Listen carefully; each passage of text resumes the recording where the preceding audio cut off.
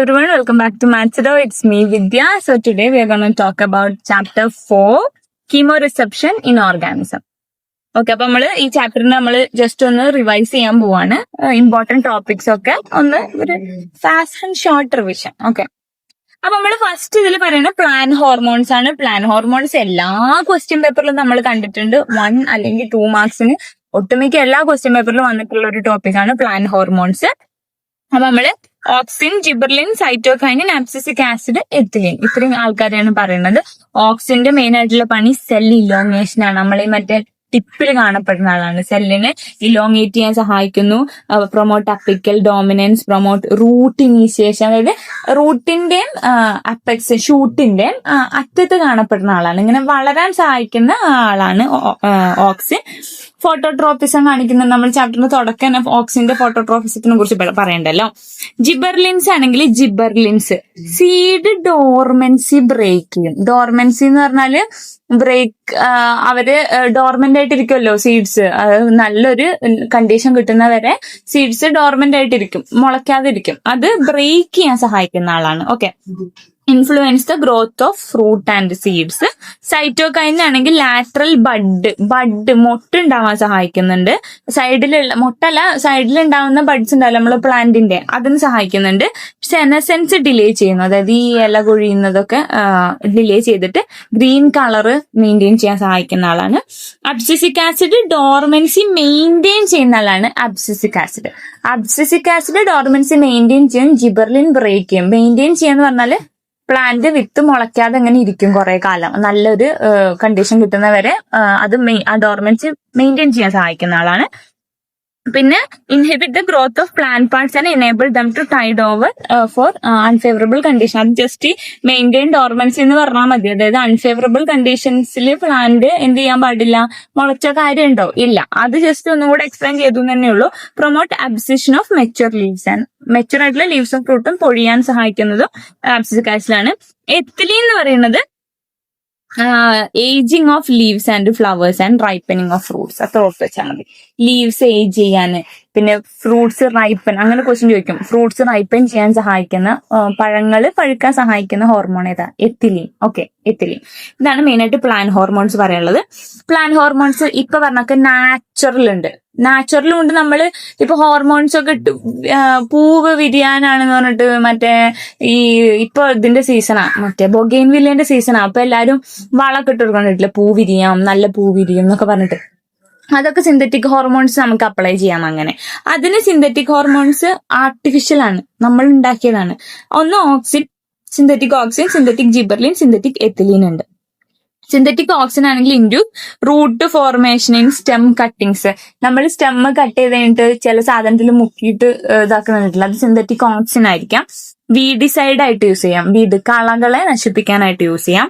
Increase the size of fruits in grape vines. Gibberellins ആണെങ്കിൽ grape ഉണ്ടാവില്ല, മുന്തിരി, നമ്മൾ ഈ വീട്ടിലൊക്കെ ഉണ്ടാക്കുന്ന മുന്തിരിന്റെ സൈസ് കുറവായിരിക്കും, മറ്റേതിൽ നല്ല സൈസ് ഉണ്ടാവും. അത് ഈ ഇതൊക്കെ ഇട്ട് കൊടുത്തിട്ടാണ്, പ്ലാൻ സിന്തറ്റിക് ഹോർമോൺസ് കൊടുത്തിട്ടാണ്. പ്രൊമോട്ട് സെൽ ഇലോങ്ങേഷൻ ഇൻ ഷുഗർക്കെയിന്റെ സെൽ ഇലോങ്ങേഷൻ സഹായിക്കുന്നു. എത്തിലീൻ ആണെങ്കിൽ എപ്പോഴും ഫ്രൂട്ട്സ് റൈപ്പൻ ചെയ്യാനാണ്. പക്ഷേ സിന്തറ്റിക് എത്തിലീന്റെ പണി എന്താ വെച്ചാല്, ഇപ്പൊ നമ്മൾ ഈ പൈനാപ്പിളൊക്കെ ഒറ്റയടിക്ക് കൃഷി ചെയ്യാന്ന് വിചാരിച്ചു, തോന്നുന്ന നേരത്തെ പൈനാപ്പിള് പഴുത്താല് അത് മറ്റേ വലിയ മാർക്കറ്റ് യൂസിനാകുമ്പോൾ അവർക്ക് ഉപകാരം ഉണ്ടാവില്ല. അപ്പൊ ഒരേ ടൈമിൽ യൂണിഫോമിലി പ്ലാന്റ്സ് പഴുക്കാൻ വേണ്ടിയിട്ട് സഹായിക്കുന്ന സാധനമാണ് സിന്തറ്റിക് എത്തിലീൻ. ഓക്കെ, അതാണ് സിന്തറ്റിക് പ്ലാന്റ് ഹോർമോൺസിന്റെ അറ്റത്ത് സിന്തറ്റിക് തന്നെ കൊടുക്കുക. ഓക്കെ, പിന്നെയുള്ള ഫോട്ടോ പീരിയോഡിസം എന്താണ്, ഫൈറ്റോക്രോം എന്താണ്, ഫ്ലവറിങ് എന്താണ്. ഫോട്ടോ പീരിയോഡിസം എന്താ? ഫോട്ടോ പീരിയഡ് ലൈറ്റ്, ഫോട്ടോ എന്ന് പറഞ്ഞാൽ എന്താ? ലൈറ്റ്. ഡേയുടെ ലെങ്തിനനുസരിച്ച് പ്ലാന്റ്സിന്റെ റെസ്പോൺസ്, ചില ദിവസം ഡേ കൂടുതലായിരിക്കും, നൈറ്റ് കുറവായിരിക്കും, നൈറ്റ് കൂടുതലായിരിക്കും, ഡേ കുറവായിരിക്കും. അതിനനുസരിച്ചുള്ള പ്ലാന്റ്സിന്റെ റെസ്പോൺസിനാണ് നമ്മൾ ഫോട്ടോ പീരിയോഡിസം എന്ന് പറയുക. Response of plants to the relative length of day and night helps plants regulate important process like.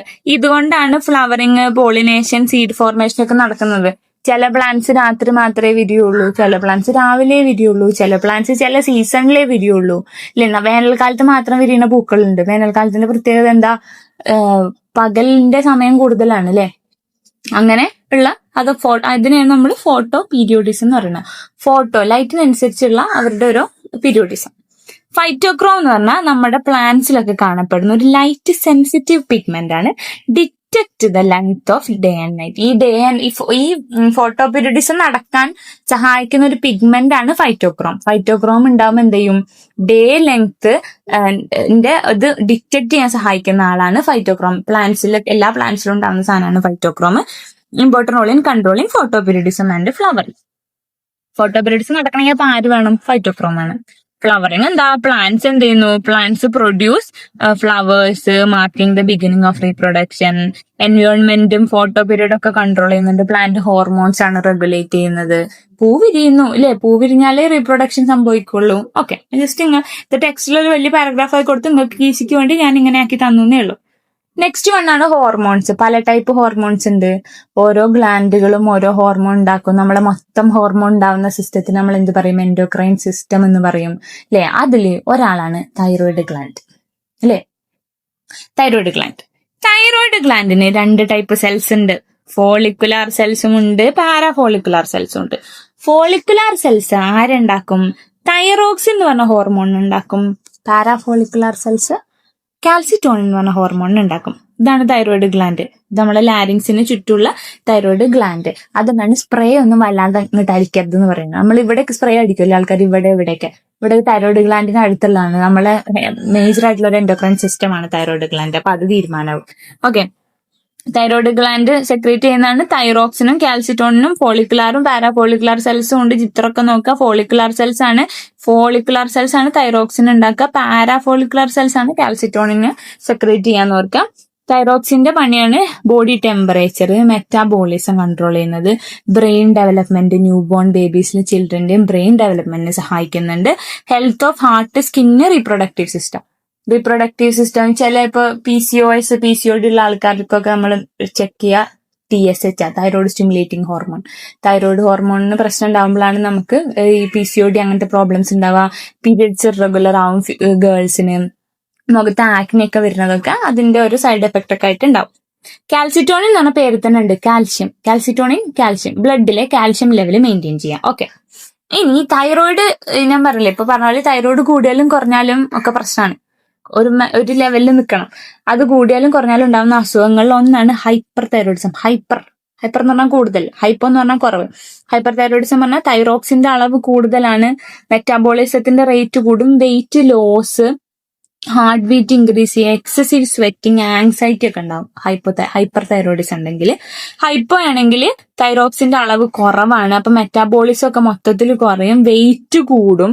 Hypo thyroidism നമ്മൾ ഭയങ്കര കോമൺ ആയിട്ട് ഗേൾസിന് കാണുന്ന ഒരു ഈ പ്രായത്തിൽ, ഐ മീൻ പ്യൂബർട്ടി അല്ലെങ്കിൽ ഒരു 18 to ഒരു 25 ആ ഏജിലൊക്കെ ഉള്ള, ഫീമെയിൽസിലൊക്കെ കൂടുതലും കാണപ്പെടുന്ന ഒരു ഇതാണ് ഹൈപ്പോ തൈറോയിഡിസം. അവിടെ നമുക്ക് വെയിറ്റ് കൂടും, ഹാർട്ട് റേറ്റ് കുറയും, ഫെറ്റീഗ് ഉണ്ടാവും, തണുപ്പൊന്നും തീരെ സഹിക്കാൻ പറ്റാത്ത അവസ്ഥയൊക്കെ വരും. ഗോയിറ്റർ ആണെന്നുണ്ടെങ്കിൽ തൈറോയിഡ് ഗ്ലാൻഡിൽ അയഡിന്റെ ഡെഫിഷ്യൻസിയാണ്. നമ്മൾ ഉപ്പ് വാങ്ങുമ്പോൾ നമ്മൾ ഉപ്പിന്റെ പാക്കറ്റിൽ എപ്പോഴും നോക്കണം അയഡിനൈസ്ഡ് സോൾട്ട് ആണോ. അങ്ങനെയാണ് നമുക്ക് മെയിൻ ആയിട്ട് അയഡിൻ കിട്ടുന്നത്.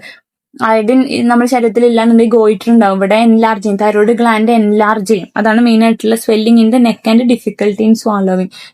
തൈറോയിഡ് ഗ്ലാൻഡ് എൻലാർജ് ചെയ്യണം, ആ കഴുത്തിൽ ഇങ്ങനെ ഒരു സ്വെല്ലിംഗ് ഉണ്ടാവും, അതാണ് ഗോയിറ്റർ. ഓക്കെ, ആ 3 അസുഖങ്ങൾ ഓർത്ത് വെക്കുക. ഇനി നമ്മൾ ബ്ലഡില് കാൽഷ്യം മെയിൻറ്റെയിൻ ചെയ്യുന്ന ആളാണ് കാൽസിറ്റോണിൻ, റൈറ്റ്? കാൽസിറ്റോണിൻ നമുക്ക് ബ്ലഡില് കാൽഷ്യം എന്ന് പറയുന്നത് ഏകദേശം 9 to 11 mg/dl ആണ് ഉണ്ടാവേണ്ടത്. ഓക്കെ, ഇത്രയാണ് ഉണ്ടാവേണ്ടത്. അത് കൂടാൻ കുറയാം അല്ലേ? അത് നമ്മളെ ബോഡി നോർമൽ ആയിട്ട് ഇങ്ങനെ കൂടുമ്പോഴും കുറയുമ്പോഴും നമ്മളെ ബോഡി അതിനനുസരിച്ച് മെയിൻറ്റെയിൻ ചെയ്യും.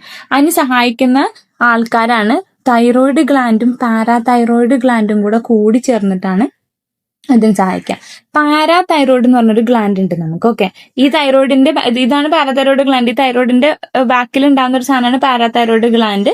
ഈ പാരാതൈറോയിഡ് ഗ്ലാൻഡ് എന്ത് ചെയ്യും? പാരാതൈറോയിഡ് ഗ്ലാൻഡ് സെക്രീറ്റ് ചെയ്യുന്ന ഹോർമോണിന്റെ പേരാണ് പാരാതോർമോൺ. പാരാതോർമോൺ തൈറോയിഡ് ഗ്ലാൻഡിലെ കാൽസിറ്റോണിൻ ആണ് കാൽഷ്യം ലെവൽ സഹായിക്കുന്നത്. ഇപ്പൊ for example, when the level of calcium increase in blood. Calcium എവിടെ സ്റ്റോർ ചെയ്യാം?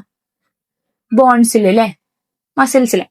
അപ്പൊ കാൽഷ്യം നമ്മളെ ബ്ലഡിൽ കൂടിയെന്ന് വിചാരിക്കും. കാൽഷ്യം ബ്ലഡിൽ കൂടി അപ്പൊ വരുന്ന ആളാണ് കാൽസിറ്റോണിൻ. കാൽസിറ്റോണിൻ എന്ത് ചെയ്യും? Inhibit the reabsorption of calcium and phosphate from blood. ബ്ലഡിൽ ഓൾറെഡി കൂടുതലാണ്, അപ്പൊ ബ്ലഡിന് ഇനി കാൽഷ്യം ഫോസ്ഫേറ്റ് ഒന്നും വേണ്ട, അത് നിർത്തിക്കുന്ന ആളാണ് calcitonin.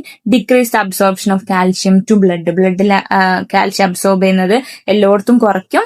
Inhibit the activity of mixing of calcium and phosphate from bone into blood. ഇതിപ്പോ നിങ്ങൾക്ക് എളുപ്പ വഴിക്ക് ഞാൻ പറഞ്ഞു തരാണെന്നുണ്ടെങ്കിൽ, ബ്ലഡിൽ കൂടിയാ എനിക്ക് വേണ്ട ഈ എടുത്തോന്ന് പറഞ്ഞിട്ട് ബോണിന് കൊടുക്കും.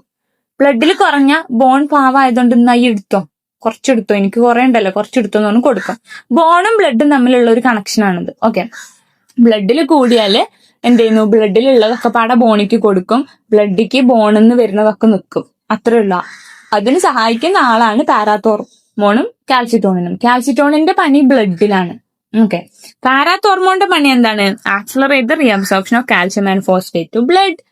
പാരാത്തോർമോൺ എപ്പോഴാണ് വരിക? കാൽഷ്യം കുറയുമ്പോഴായിരിക്കും വരിക. ഇത് ഞാൻ പറഞ്ഞതിനേക്കാൾ സുഖം നിങ്ങൾക്ക് എളുപ്പ വഴിക്ക് പറഞ്ഞാല്, കാൽസ്യത്തിന്റെ അളവ് ബ്ലഡിൽ കൂടിയാൽ അത് എങ്ങോട്ട് കൊടുക്കും? എനിക്കിനി വേണ്ട, അപ്പൊ പാരാത്തോർമോൺ വന്നിട്ട് റീഅബ്സോർബ് ചെയ്യാനാണ് സഹായിക്കുക. ഓക്കെ, കാൽഷ്യം ലെവല് ബ്ലഡിൽ കൂടിയാല് കാൽസിറ്റോണിൻ വന്നിട്ട് എല്ലാം ശരിയാക്കും. ബ്ലഡിൽ കുറഞ്ഞാല് പാരാത്തോർമോൺ വന്നിട്ട് എല്ലാം ശരിയാക്കും. ഓക്കെ, അങ്ങനെ നോക്കിയാൽ നമുക്ക് വായിച്ചു നോക്കിയാൽ കുറച്ചുകൂടെ മനസ്സിലാവും. റെഗുലേഷൻ ഓഫ് ഗ്ലൂക്കോസ് ഉണ്ട് ബ്ലഡില്. ഇപ്പൊ നമ്മള് ഇത് പറഞ്ഞു, എന്ത്? കാൽസിറ്റോണിനും പാരാത്തോർമോണാണ് സഹായിക്കുന്നത്. അതിന്റെ നോർമൽ ലെവൽ എത്രയാണ്? 9 to 11 mg/dl. ഇനി റെഗുലേഷൻ ഓഫ് ഗ്ലൂക്കോസ് ആണെങ്കിൽ fasting blood glucose level in healthy individuals is 100 to 70 to 100 അല്ലെങ്കിൽ 110 അങ്ങനെയൊക്കെ വരും. 70 to 100 ഇത് നിങ്ങൾ എഴുതിയാൽ മതി. 70 to 100 mg/dl. അതെപ്പോ? ഫാസ്റ്റിംഗ്, അതായത് രാവിലെ ഭക്ഷണം കഴിക്കാതെ ഷുഗർ നോക്കാൻ പോവല്ലോ, അപ്പൊ അത് ശരിക്കും 70 100 ഇടയ്ക്ക് വരണം. ഭക്ഷണം കഴിച്ച് കഴിഞ്ഞിട്ട് ഷുഗർ നോക്കുകയാണെന്നുണ്ടെങ്കിൽ 140 കുറയണം. ഓക്കെ, 140 കുറവായിരിക്കണം. അതാണ് ബ്ലഡിന്റെ നോർമൽ ലെവൽ എന്ന് പറയുന്നത്. ഓക്കെ, ഇനി നമ്മളെ പാൻക്രിയാസിന് ഐലറ്റ്സ് ഓഫ് ലാംഗർഹാൻസ് എന്ന് പറഞ്ഞിട്ടുള്ള ഒരു ഭാഗമുണ്ട്. ഈ ഐലറ്റ്സ് ഓഫ് ലാംഗർഹാൻസിൽ ആൽഫ സെൽസും ഉണ്ട്, ബീറ്റ സെൽസും ഉണ്ട്. ആൽഫ സെൽസ് ഗ്ലൂക്കഗോൺ ഉണ്ടാക്കും, ബീറ്റ സെൽസ് ആണ് ഇൻസുലിൻ പ്രൊഡ്യൂസ് ചെയ്യുക. ബീറ്റ, BEI അല്ലേ? ഐ നല്ല പറയുമ്പോ beta insulin, alpha glucagon, E എന്നുള്ള രീതിക്ക് പഠിക്കാം. Alpha cells glucagon, beta cells insulin. ആര്? പാൻക്രിയാസിലെ ഐലറ്റ്സ് ഓഫ് ലാംഗർഹാൻസിലാണ് ഇതൊക്കെ നടക്കുന്നതെന്ന് ഓർക്കുക. ഓക്കെ, ഇനി ഈ ഗ്ലൂക്കഗോണും ഇൻസുലിനും അല്ലെങ്കിൽ ഗ്ലൈക്കോജനും ഇൻസുലിനും എങ്ങനെ നമ്മളെ ഗ്ലൂക്കോസ് ലെവല് കൺട്രോൾ ചെയ്യാൻ സഹായിക്കുന്നു എന്നുള്ളതാണ് പറയുന്നത്. നോർമൽ ലെവൽ 70 to 100 ആണല്ലോ ഫാസ്റ്റിംഗ് ബ്ലഡ് ഗ്ലൂക്കോസ്. അത് കൂടുകയാണെന്ന് വിചാരിക്കുക, 70 to 100 കൂടുകയാണെന്ന് വിചാരിക്കാം. അപ്പൊ എന്താ സംഭവിക്കുന്നത്? ബീറ്റ സെൽസ് ഓഫ് പാൻക്രിയാസിലെ ബീറ്റ സെൽസ് എന്ത് സെക്രേറ്റ് ചെയ്യും? ഇൻസുലിൻ സെക്രേറ്റ് ചെയ്യും. Insulin speeds up the entry of glucose into cells. ബ്ലഡിന്ന് സെൽസിക്ക് ഗ്ലൂക്കോസ് പോണത് കൂട്ടും. ഗ്ലൂക്കോസ് സെൽസിലും ടിഷ്യൂസിനോടൊക്കെ എടുത്തോന്ന് പറയും. അപ്പൊ ഇവിടെ ബ്ലഡിന്റെ ഗ്ലൂക്കോസ് കുറയും. മറ്റേത് കാൽഷ്യം ആകുമ്പോ ബ്ലഡും പോണായിരുന്നു, ഇവിടെ ബ്ലഡിൽ കൂടുമ്പോ സെൽസിക്ക് കൊടുക്കും. ആര്? ഇൻസുലിൻ. കൂടുമ്പോ വരുന്ന ആളാണ് ഇൻസുലിൻ. ഷുഗർ കൂടുതലുള്ള ആൾക്കാർക്ക് നമ്മൾ ഇൻസുലിൻ കുത്തിവെക്കൂലേ? അത്ര ഓർത്താൽ മതി. ബ്ലഡില് ഷുഗർ കൂടിയാൽ, ബ്ലഡിന്റെ ഷുഗറിന്റെ ലെവൽ കൂടിയാൽ ബീറ്റ സെൽസ് ഇൻസുലിൻ വരുന്നു. ഇൻസുലിൻ എന്ത് ചെയ്യുന്നു? സെൽസിക്ക് റീഅബ്സോർബ് ചെയ്യും. ഓക്കെ, ഇനി കുറയാണെന്നുണ്ടെങ്കിൽ ആര് വരും? ആൽഫ സെൽസ് ഗ്ലൂക്കഗോണിനെ സെക്രേറ്റ് ചെയ്യുന്നു. ഗ്ലൂക്കഗോൺ എന്ത് ചെയ്യുന്നു? ഗ്ലൈക്കോജനെ ഗ്ലൂക്കോസ് ആക്കി മാറ്റും. കുറയല്ലേ? ലിവറിൽ ഗ്ലൈക്കോജൻ ആയിട്ടാണ് എന്ത് ചെയ്യുക? സ്റ്റോർ ചെയ്യുക. ലിവറിൽ ഗ്ലൈക്കോജൻ ആയിട്ടാണ് സ്റ്റോർ ചെയ്യുക. ഈ ഗ്ലൈക്കോജനെ ഗ്ലൂക്കോസ് ആക്കി മാറ്റും ഗ്ലൂക്കഗോൺ. ഓക്കെ, അങ്ങനെ ഗ്ലൂക്കോസിന്റെ ലെവൽ ഇതാക്കും. അപ്പൊ നമുക്ക് എക്സ്ട്രാ ഗ്ലൂക്കോസ് ഉള്ളതിനെ നമ്മൾ ലിവർ എന്തായിട്ട് മാറ്റും? ഗ്ലൈക്കോജൻ ആയിട്ട് അവിടെ സ്റ്റോർ ചെയ്യും. അപ്പൊ കുറയുമ്പോ എന്ത് ചെയ്യുന്നു? കുറയുമ്പോ എളുപ്പമാണ്, നമ്മള് ആൽഫ സെൽസിലുള്ള ഗ്ലൂക്കഗോണ് ഗ്ലൈക്കോജനെ ഗ്ലൂക്കോസ് ആയിട്ട് മാറരുത്. ഗ്ലൂക്കോസ് ഗ്ലൈക്കോജൻ ആയിട്ടാണ് ലിവറിൽ സ്റ്റോർ ചെയ്യുക. അപ്പൊ ഷുഗറിന്റെ അളവ് കുറയുമ്പോ ആൽഫ സെൽസിലെ ഗ്ലൂക്കഗോൺ ഗ്ലൈക്കോജനെ ഗ്ലൂക്കോസ് ആക്കി മാറ്റും. ഓക്കെ, അപ്പൊ അതും തീരുമാനമായി. ഇനി നെക്സ്റ്റ് വൺ, ഇത് ബേസ് ചെയ്തിട്ടുള്ള കുറച്ച് അസുഖങ്ങളാണ് അല്ലെ. ഡയബറ്റീസ് മെലിറ്റസ് എന്ന് പറയും. ഡയബറ്റീസ് മെലിറ്റസിന് ടൈപ്പ് 1 ടൈപ്പ് 2 ഉണ്ട്. ഡയബറ്റീസ് മെലിറ്റസ് എന്ന് പറഞ്ഞാൽ ഗ്ലൂക്കോസിന്റെ ലെവൽ കൂടുന്നതാണ്. ഫാസ്റ്റിംഗ് ബ്ലഡ് ഗ്ലൂക്കോസ് 126 കൂടുതലായാൽ അത് നമ്മൾ ഡയബറ്റീസ് മെലിറ്റസ് എന്ന് പറയുന്നു. ഭയങ്കര ദാഹം, ഭയങ്കര വിശപ്പ്, എപ്പോഴും മൂത്രം ഒഴിക്കാൻ തോന്നുക, ഭാരം കുറയുക, അതൊക്കെയാണ് ഇതിന്റെ സിംറ്റംസ്. അതന്നെ ടൈപ്പ് 1 ടൈപ്പ് 2 ഉണ്ട്. കാരണങ്ങളാണ് ടൈപ്പ് 1 എന്ന് പറഞ്ഞാൽ insulin production capacity lost. Beta സെൽസിന് ഇൻസുലിൻ ഉണ്ടാക്കാൻ പറ്റുന്നില്ല. അതാണ് ടൈപ്പ് 1 ഡയബറ്റീസ്. അതായത് നമ്മുടെ ശരീരത്തിൽ ഇൻസുലിനേ ഉണ്ടാവുന്നില്ല. ഓക്കെ. അല്ല ടൈപ്പ് 2 ആണെങ്കിൽ ഇൻസുലിൻ പ്രൊഡക്ഷനിൽ ഉണ്ടാവുന്ന വേരിയേഷൻ, നമ്മളെ ഡയറ്ററി കൺട്രോള്, ഇൻസുലിന്റെ എഫക്റ്റീവ്നെസ് കുറയുക, നമ്മുടെ ശരീരത്തിന് ഇൻസുലിൻ ഉണ്ടാക്കാൻ പറ്റാത്ത അവസ്ഥയാണ് ടൈപ്പ് 1. മറ്റേത് ചെറിയ ചെറിയ ലൈഫ് സ്റ്റൈൽ ആയിട്ടുള്ള ലൈഫ് സ്റ്റൈലിനെയാണ് ഇൻസുലിൻ പ്രൊഡക്ഷന്റെ കുറവാണ് ടൈപ്പ് 2 എന്ന് പറയുന്നത്. ഓക്കെ. അതിന്റെയൊക്കെ സിംറ്റംസ് എന്ന് പറയുന്നത് ഇതാണ്. ഡയബറ്റീസ് മെലിറ്റസ് എന്തായിരിക്കും മിക്കവാറും ചോദിക്കാം. അപ്പൊ നമ്മൾ പറഞ്ഞ തൈറോയിഡ് ഗ്ലാൻഡ് ആണ്. തൈറോയിഡ് ഗ്ലാൻഡ് കഴിഞ്ഞാൽ നമുക്ക് പറയാനുള്ളതാണ് അഡ്രീനൽ ഗ്ലാൻഡ്. അഡ്രീനൽ ഗ്ലാൻഡ് എന്ന് പറയുന്നത് നമ്മളെ അഡ്രീനൽ ഇതിന് എന്തുണ്ട്, മെഡുല്ല ഉണ്ട്, കോർട്ടെക്സും ഉണ്ട്. ഓക്കെ. ഒരു മെഡുല്ല ഉണ്ട്, കോർട്ടെക്സും ഉണ്ട്. മെഡുല്ലയിലാണ് എപ്പിനെഫ്രിൻ, നോറെപ്പിനെഫ്രിൻ സെക്രീറ്റ് ചെയ്യുന്നത്. കോർട്ടെക്സ് ആണ് സ്റ്റെറോയിഡ്സ്, കോർട്ടിക്കൽ സ്റ്റെറോയിഡ്സ് ആയിട്ടുള്ള കോർട്ടിസോള്, ആൽഡോസ്റ്റിറോൺ, ആൻഡ്രോജൻ സെക്രീറ്റ് ചെയ്യുന്നത്. ഓക്കെ. കോർട്ടെക്സ് കോർട്ടിസോൾ, ആൽഡോസ്റ്ററോൺ, ആൻഡ്രോജനും, മെഡുല്ല എപ്പിനെഫ്രിൻ, നോറെപ്പിനെഫ്രിൻ അഥവാ അഡ്രിനാലിൻ, നോറഡ്രിനാലിൻ ഇല്ല, നമ്മള് അഡ്രിനാലിൻ വരുന്നല്ലേ, അഡ്രിനാലിൻ എമർജൻസി ഹോർമോൺ എന്ന് ചോദിക്കൂട്ടോ. എമർജൻസി ഹോർമോൺ ആണ് ആരൊക്കെ? എമർജൻസി ഹോർമോൺ ആണ് അഡ്രിനാലിനും നോറഡ്രിനാലിനും. അത് മെഡുല്ലയാണ് സെക്രീറ്റ് ചെയ്യുന്നത്. കോർട്ടെക്സ് ആണ് കോർട്ടിസോൾ, ആൽഡോസ്റ്ററോൺ, ആൻഡ്രോജൻ സെക്രീറ്റ് ചെയ്യുന്നത്. Increased heart rate and blood pressure, increased blood glucose level, increased blood flow to heart and muscle, decreased blood flow to skin and digestive organs. ഇതൊക്കെയാണ് ആ സമയത്ത് ഉണ്ടാവുന്നത്. Okay. അതാണ് adrenal ഗ്ലാൻഡിൽ. മിക്കവാറും adrenal ഗ്ലാൻഡിൽ hormones ആയിരിക്കും ചോദിക്കുക. അതിൽ ചിലപ്പോൾ മെഡുലറി ഹോർമോൺസ് ചോദിക്കാം, കോർട്ടിക്കൽ ഹോർമോൺസ് ചോദിക്കാം. എന്ത് ചെയ്യാം, ചോദ്യത്തിനനുസരിച്ച് എഴുതാം. കോർട്ടിക്കൽ ഹോർമോൺസിൽ മെയിൻ ആയിട്ടുള്ളതാണ് കോർട്ടിസോള്, ആൽഡോസ്റ്റിറോൺ, ആൻഡ്രോജൻ ഒക്കെ. മറ്റേ മെഡുലറി എന്നുണ്ടെങ്കിൽ എപ്പിനെഫ്രിൻ, നോറെപ്പിനെഫ്രിൻ ഓർത്ത് വെക്കാം കേട്ടോ.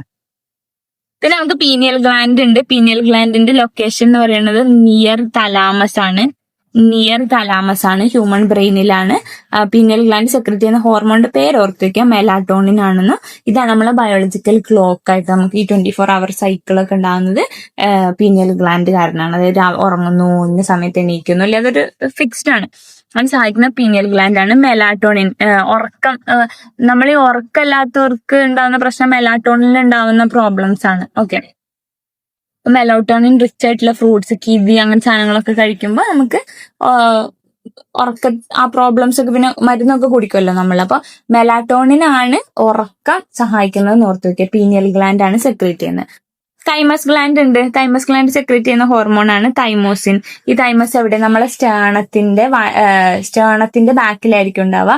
തൈമസിന്റെ പ്രത്യേകത, തൈമസ് കുട്ടികൾക്ക് നല്ല വലുതായിരിക്കും. കാരണം നല്ല ഇമ്മ്യൂണിറ്റിന്റെ ആളാണത്. ടി ലിംഫോസൈറ്റ്സ് ഉണ്ടാവുന്ന സ്ഥലമാണ്, ടി ലിംഫോസൈറ്റ്സ് മെച്ചുർ ആവുന്ന സ്ഥലമാണ് തൈമസ്. അപ്പൊ ഇത് നമ്മൾ വയസ്സാവും തോറും തൈമസിന്റെ സൈസ് കുറഞ്ഞു വരും. ഇമ്മ്യൂണിറ്റിക്കൊക്കെ ബോഡിന്റെ ഇമ്മ്യൂൺ സിസ്റ്റത്തിന് സഹായിക്കുന്ന ആളാണ് thymus. Thymosin, pineal gland, melatonin ആണ് സെക്രീറ്റ് ചെയ്യുന്നത് ഓർത്ത് വയ്ക്കുക. ഹൈപ്പോതലാമസ് ആൻഡ് പിറ്റ്യൂട്ടറി ഹോർമോൺ നന്നായി പഠിക്കുക. ഒരുപാട് തവണ ചോദിച്ചു കണ്ടിട്ടുള്ളതാണ്. ഹൈപ്പോതലാമസ് സെക്രീറ്റ് ചെയ്യുന്ന കുറച്ച് ഹോർമോൺസ് ആണ് എന്തൊക്കെയാ? ഒന്ന് ADH, വാസോപ്രസിൻ, നമ്മളെ വാട്ടർ ബാലൻസിന് സഹായിക്കുന്ന ആൾ. അതായത് ADH ചൂട് കൂടുന്ന സമയത്ത് സ്വെറ്റ് കൂടുന്നു, യൂറിൻ അധികം കോൺസെൻട്രേറ്റ് ആയിട്ട് വരുന്നു, അല്ലെ? മഴക്കാലാകുമ്പോ യൂറിൻ ഡൈല്യൂട്ടഡ് ആയിട്ട് പോകുന്നു, കാരണം വെള്ളം അധികം ലോസ് ആവുന്നില്ല. അങ്ങനെ വാസോപ്രസിൻ ഉണ്ട്. And oxytocin, the releasing hormones and inhibitory hormones produced here reach the anterior lobe of pituitary. അതാണ് ന്യൂറോസെക്രീറ്ററി സെൽസിന്റെ. പിന്നെ vasopressin and oxytocin reach posterior lobe of pituitary through nerve fibre. ഇതൊക്കെ ജസ്റ്റ് ഹോർമോൺസിന്റെ ഇതില് ഹോർമോൺസിന്റെ പേര് പഠിച്ചു വെക്കാം. വാസോപ്രസിൻ ഉണ്ട്, ഓക്സിറ്റോസിൻ ഉണ്ട്. പിന്നെ മെയിൻ ആയിട്ട് ഓക്സിറ്റോസിൻ എന്തിനൊക്കെ സഹായിക്കും?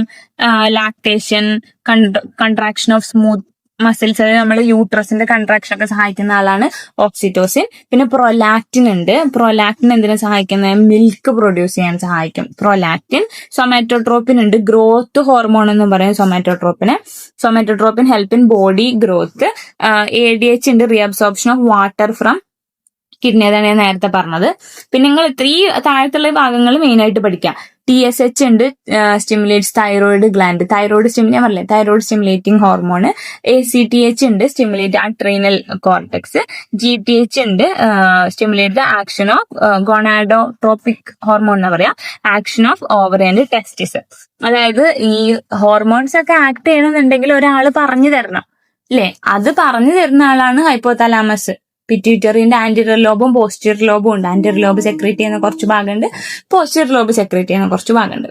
റെഗുലേറ്റിംഗ് ഹോർമോൺസ് എന്ന് പറയുമ്പോൾ ഇതിന് നമ്മൾ ഈ റെഗുലേറ്റിംഗ് ഹോർമോൺസ് ആണ് നമ്മളോട് ഈ ആൾക്കാരാണ് സ്റ്റിമുലേറ്റ് ചെയ്യാൻ, അതായത് ഓരോ ഗ്ലാൻഡിനോടും സെക്രീറ്റ് ചെയ്യുന്ന പറയുന്നത് ആരാണ്? ഹൈപ്പോതലാമസ് ആണ്. ഗ്ലാൻഡ് സ്വന്തം ഇഷ്ടപ്രകാരം സെക്രീറ്റ് ചെയ്യുന്നതല്ല. അപ്പൊ അതിന്റെ ജസ്റ്റ് ആ ഫംഗ്ഷൻസ് ഒക്കെ ഒന്ന് ഓർത്ത് വെക്കാം. ആന്റീരിയർ ലോബും ഉണ്ട്, പോസ്റ്റീരിയർ ലോബും ഉണ്ട്.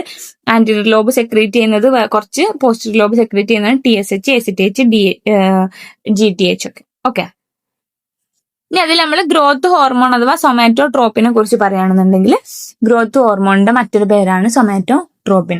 ഗ്രോത്ത് ഹോർമോൺ നമ്മുടെ വളർച്ചയ്ക്ക് സഹായിക്കുന്നുണ്ട്. ഗ്രോത്ത് ഹോർമോൺ കൂടിയാലും പ്രശ്നമാണ്, ആവശ്യത്തിലേക്കാൾ കുറഞ്ഞാലും പ്രശ്നമാണ്. കൂടിയാൽ ഉണ്ടാവുന്ന അസുഖമാണ് എന്ത്? ജൈജാൻറ്റിസം. ഓക്കെ, അതേപോലെ അക്രോമെഗലി. കുറഞ്ഞാലുള്ളതാണ് എന്ത്? ഡ്വാർഫിസം. ഡ്വാർഫിസം പറഞ്ഞാൽ സൊമാറ്റോട്രോപ്പിന്റെ അളവ് കുറയുന്നതാണ്. ഗ്രോത്ത് ഫേസിൽ ആ വളരുന്ന ആ ഒരു വളർച്ചേന്റെ ഒരു സമയം, നിങ്ങളിലൊക്കെ ഇപ്പോഴത്തെ സമയം, ഈ സമയത്ത് എന്ത് ചെയ്യുന്നു? ഇത് സൊമാറ്റോട്രോപ്പിന്റെ അളവ് കുറഞ്ഞാൽ ഉണ്ടാവുന്നതാണ് എന്താ? ഡ്വാർഫിസം. Standard growth. വളരേണ്ട പ്രായത്തിൽ ഈ ഗ്രോത്ത് ഹോർമോണിന്റെ അളവ് കുറയുന്നതാണ്. വളരേണ്ട പ്രായത്തിൽ ഗ്രോത്ത് ഹോർമോണിന്റെ അളവ് കൂടിയാൽ നമ്മൾ വല്ലാണ്ട് ഡിസ്പ്രപ്പോർഷനേറ്റ്ലി വലുതാവും. അതിന് നമ്മൾ ജൈജാൻറ്റിസം എന്ന് പറയുന്നു. Okay, the product of somatotropin production of somatotropin increases during the growth phase, excessive body growth. Acromegaly ആണെന്നുണ്ടെങ്കിൽ production of somatotropin increases after growth phase. ആ ഗ്രോത്ത് ഫേസ് കഴിഞ്ഞിട്ട് എന്ത് ചെയ്യാ? ഇത് വളരെ അളവ് കൂടുക. അപ്പൊ എന്ത് സംഭവിക്കും?